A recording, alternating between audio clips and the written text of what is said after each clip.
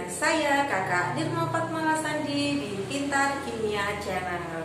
Kali ini kakak akan membahas tentang laju reaksi materi kelas 11 semester 1, yaitu laju reaksi. Apa sih laju reaksi itu? Laju reaksi adalah ukuran yang menyatakan seberapa cepat atau lambat suatu reaksi itu berlangsung. Jadi dalam kehidupan sehari-hari, suatu reaksi itu bisa berlangsung secara cepat, adapun juga yang berlangsung secara lambat. Ukuran yang menyatakan cepat dan lambat suatu reaksi berlangsung itu dinamakan dengan laju reaksi. Contoh-contoh reaksi yang berlangsung cepat yaitu adalah peledakan bom. Ini merupakan salah satu contoh yang berlangsung secara cepat sekali ya reaksi kimianya. Kemudian pembakaran korek api, petasan dan kembang api itu juga termasuk reaksi-reaksi kimia yang berlangsung secara cepat. Kemudian juga ada contoh-contoh reaksi kimia yang berlangsung secara lambat, yaitu perkaratan pada besi. Besi berkarat itu membutuhkan waktu yang lama ya. Jadi kalau baru, besi itu tidak bisa berkarat. Berkaratnya kalau sudah lama. Karena itu perkaratan besi itu termasuk contoh reaksi kimia yang berlangsung secara lama atau lambat. Contoh lagi adalah peragian pada tape. Pembuatan tape itu termasuk reaksi kimia yang berlangsung secara lambat. Seperti itu. Jadi reaksi kimia itu ternyata sering kita jumpai dalam kehidupan sehari-hari. Ada yang berlangsung cepat dan ada yang berlangsung lambat. Nah sekarang bagaimana ya kita menghitung laju reaksi kimia itu?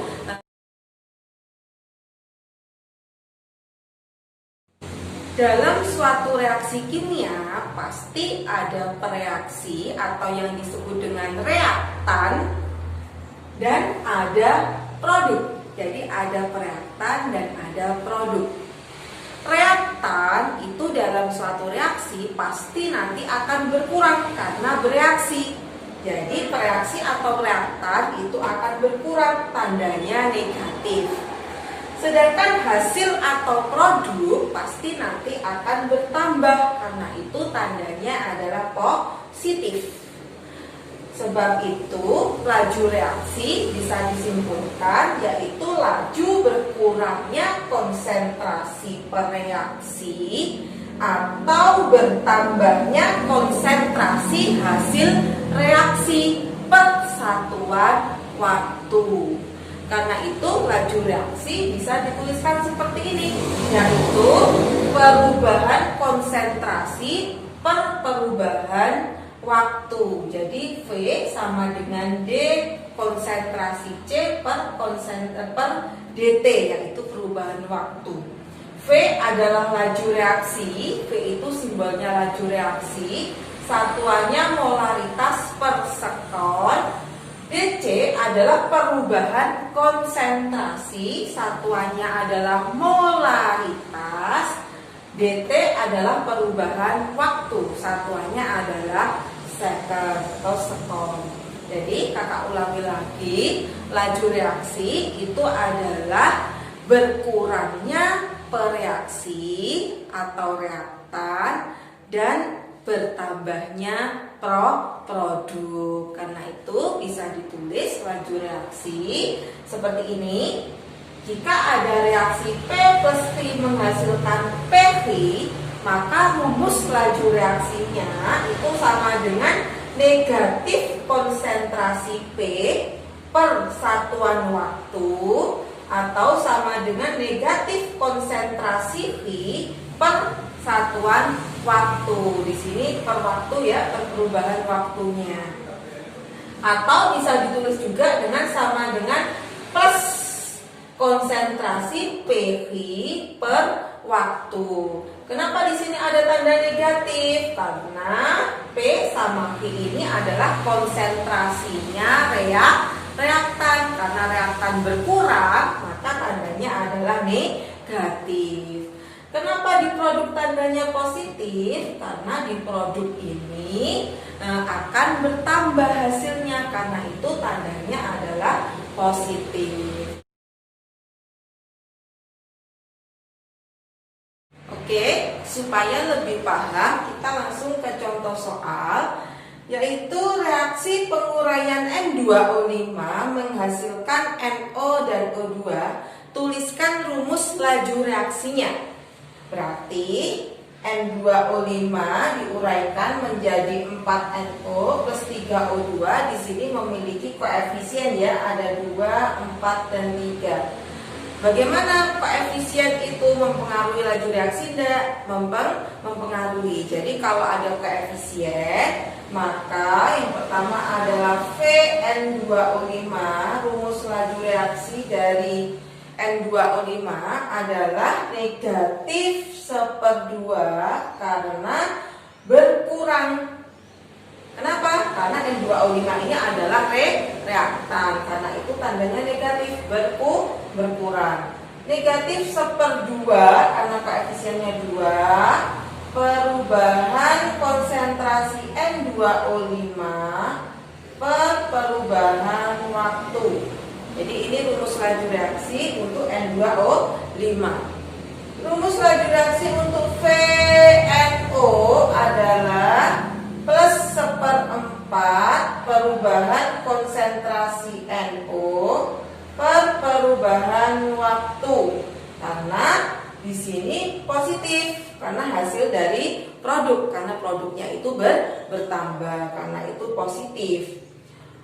V dari O2 adalah positif 1/3 perubahan konsentrasi O2 per perubahan waktu. Jadi untuk NO sama O2 maka tandanya adalah positif karena hasil itu bertambah. Jadi kesimpulannya, jika ada koefisien yaitu A koefisiennya, B koefisien, C koefisien, D koefisien, maka rumus laju reaksinya adalah karena A dan B ini berkurang, maka min 1/A perubahan konsentrasi A per perubahan waktu, atau V-nya sama dengan min 1/B perubahan konsentrasi B per perubahan waktu. Untuk produk akan bertambah, jadi 1/C perubahan konsentrasi C per perubahan waktu sama dengan positif 1/D karena koefisiennya D perubahan konsentrasi D per perubahan waktu.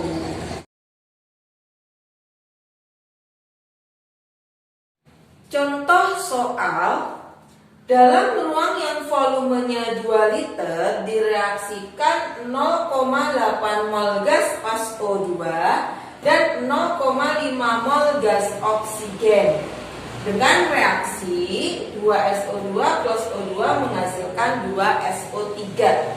Setelah reaksi berlangsung selama 10 detik, masih tersisa 0,2 mol gas SO2.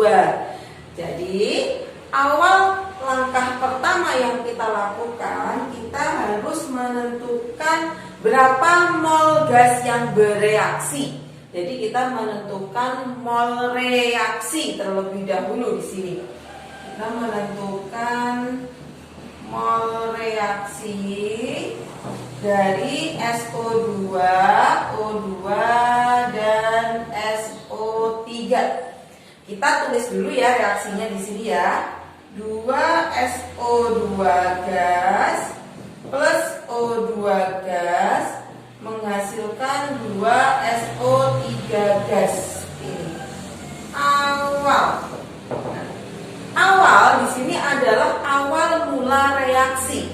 Pada saat awal reaksi SO2-nya adalah 0,8 mol.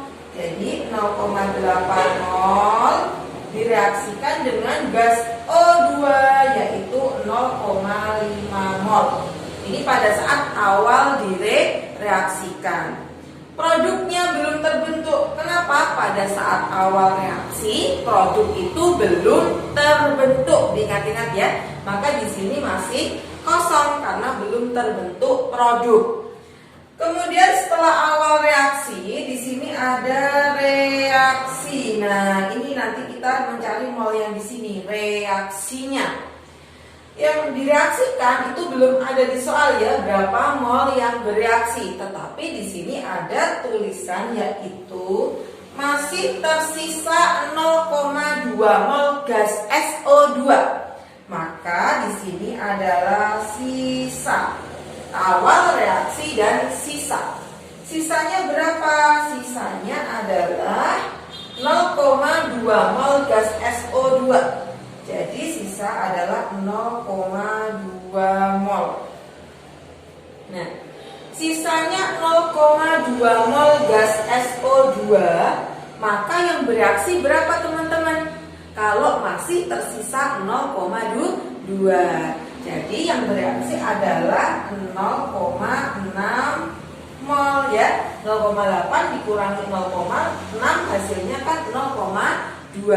Jadi di sini awal reaksi SO2 adalah 0,8 mol, reaksinya 0,6 mol yang bereaksi, kemudian tersisa 0,2 mol. Jadi kita bisa menentukan mol reaksinya sekarang.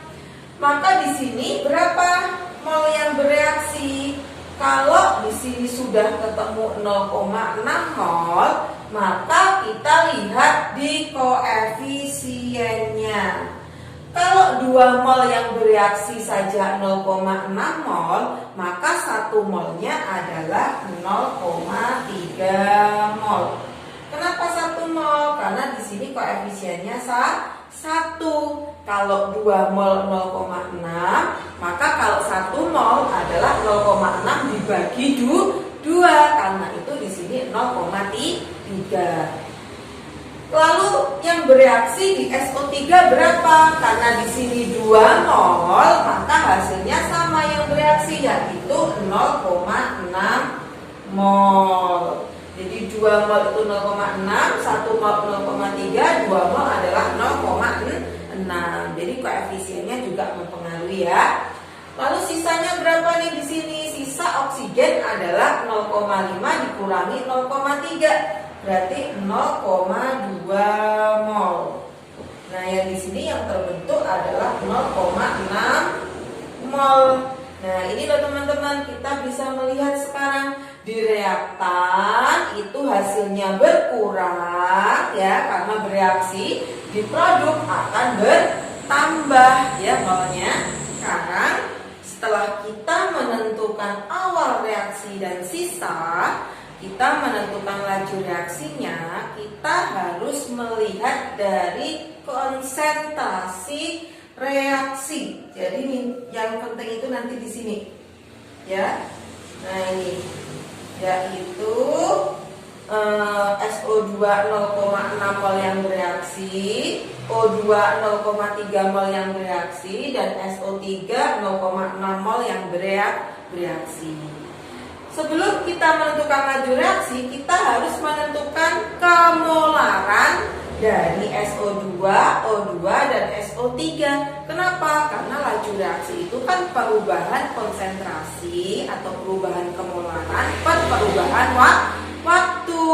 Berarti kita mencari konsentrasi dari SO2.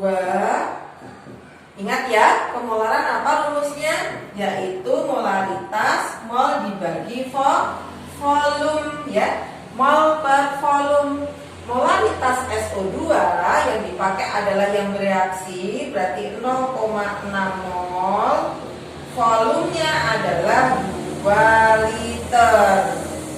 Maka 0,6 dibagi 2 hasilnya adalah 0,3 molaritas.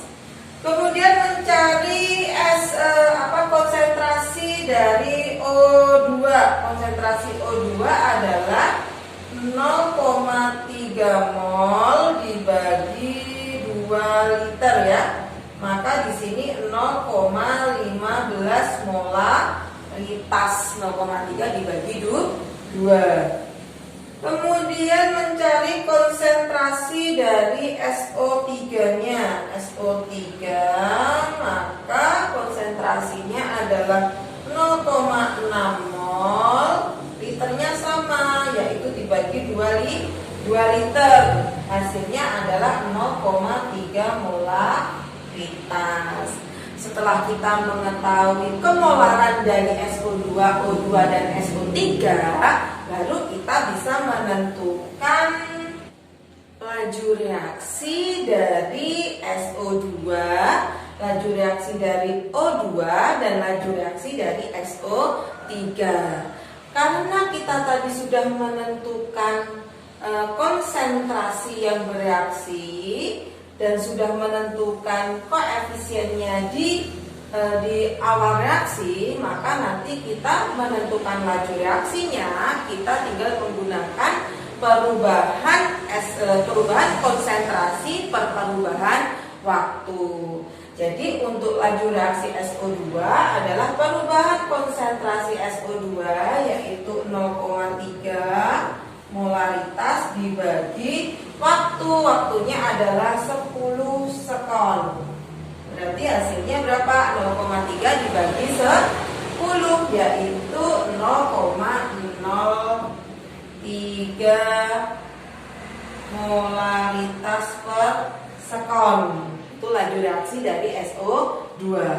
Laju reaksi dari oksigen O2 yaitu konsentrasinya adalah 0,15 per 10 sekon. Jadi 0,015 m per s.